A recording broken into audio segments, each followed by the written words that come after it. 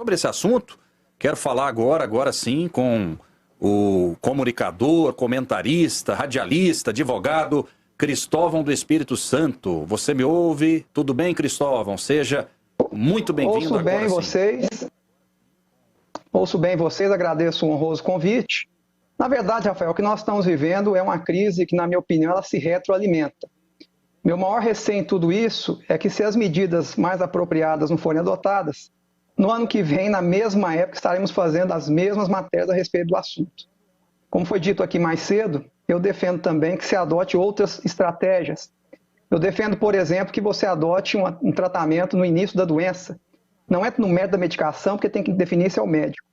Mas eu acho que as pessoas diagnosticadas no início, e para isso nós precisamos de uma atenção maior, né, com o doente, e tratadas de alguma forma mais no início, você consegue diminuir a possibilidade de agravamento da doença. Nós tivemos uma experiência muito bem sucedida na cidade de Búzios. Na cidade de Búzios, a prefeitura montou tendas para evitar a contaminação cruzada nas unidades de saúde. Nessas tendas, as pessoas com suspeita de Covid eram atendidas imediatamente. E, na medida do possível, de acordo com a orientação médica, se iniciava algum tipo de tratamento, seja para trabalhar os sintomas. Mas nós temos que começar a repensar as estratégias. Eu entendo que o lockdown, essa medida que muitos governos adotam, não só no Brasil, mas no exterior, é uma medida que, infelizmente, ela pode agravar o quadro. Nós temos um estudo da Universidade Federal de Pernambuco, Bruno Campelo, salvo engano, é o autor desse estudo, professor da Federal de Pernambuco, em que ele afirma que a Covid, quando é tratada com lockdown como estratégia de impedimento que a doença avance, ela causa um aumento de 10% nos próprios casos, né, da doença e agravamento dos óbitos. Então eu entendo que esse é um caminho, infelizmente, ele aparenta ser algo que está sendo feito, né? O governo dá a impressão que está fazendo algo a respeito, mas na prática pode agravar a situação. Então, eu acho que uma terceira via se faz necessária. Eu acho que diagnosticar já no início a doença, o quanto antes, começar algum tipo de medicação, algum tipo de tratamento, isso aí o médico tem que definir e tem que ter liberdade para isso. Eu acho que só dessa maneira vamos conseguir combater essa doença. Vacina é importante, mas nós sabemos que há uma escassez no mundo, há uma dificuldade e talvez não tenhamos ela no tempo hábil que necessitamos. Agora, fechar o comércio é uma inviabilidade, é a segunda vez que se faz isso, em um ano. E a tendência é agravar a situação econômica. Há um outro estudo também importante que afirma que cada percentual na taxa de desemprego nacional equivale a 30 mil óbitos. Então, se eu tenho, por exemplo, 5% a mais na taxa de desemprego, eu tenho 150 mil óbitos. Essas vidas também são importantes. Portanto, eu entendo que essa ferramenta de fechamento de comércio, conhecida como lockdown, ela tem que ser abandonada e outras estratégias vão ser observadas. Vamos com o tratamento precoce aqui, o comentário do Cristóvão do Espírito Santo. Pois não, Cristóvão? Eu queria só acrescentar o seguinte, Rafael. Eu acho que ninguém tem a fórmula mágica para esse problema.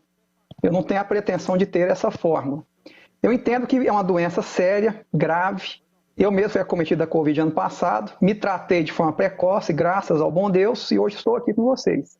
Tenho inúmeros testemunhos de situações de sucesso com esse tratamento, inclusive de pessoas com comorbidades da minha família, eu testemunhei esse fato. Então, isso é um fato objetivo da realidade. Diante de uma situação de crise, quase de guerra, nós temos que tentar todas as possibilidades. Por isso que eu acho irracional essa resistência ao tratamento precoce e acho que o lockdown deveria ser realmente a última medida, deveriam se tentar outros caminhos no meu entendimento.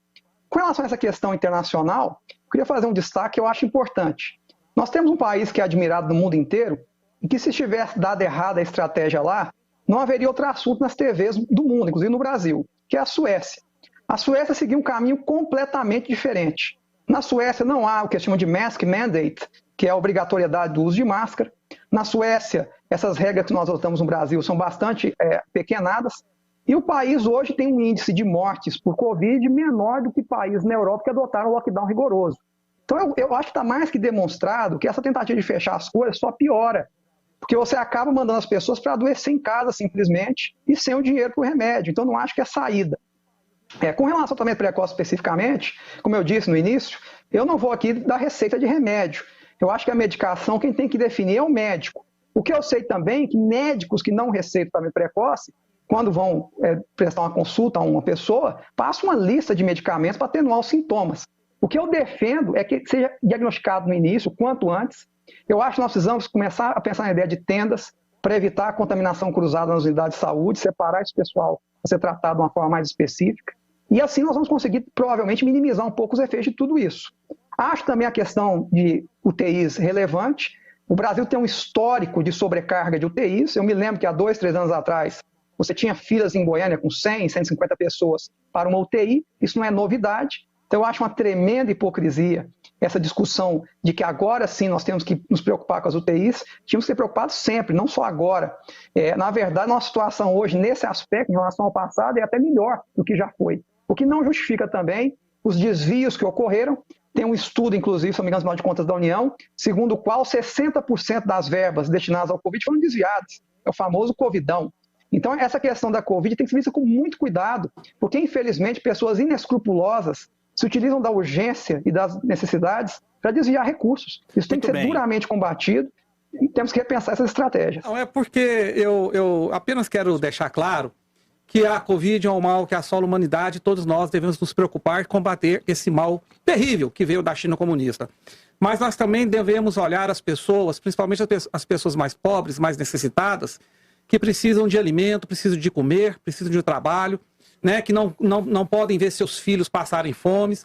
Nós temos que nos preocupar com a depressão, nós temos que nos preocupar com o suicídio, com a criminalidade, com todos os males que assolam qualquer pessoa da espécie humana. Ou seja, não é, a Covid mata, e ela é grave, mas são tantos outros males que matam também. Se a gente esquecer de proteger as pessoas dos outros males e proteger somente da Covid, não vai adiantar nada, as pessoas morrerão da mesma forma.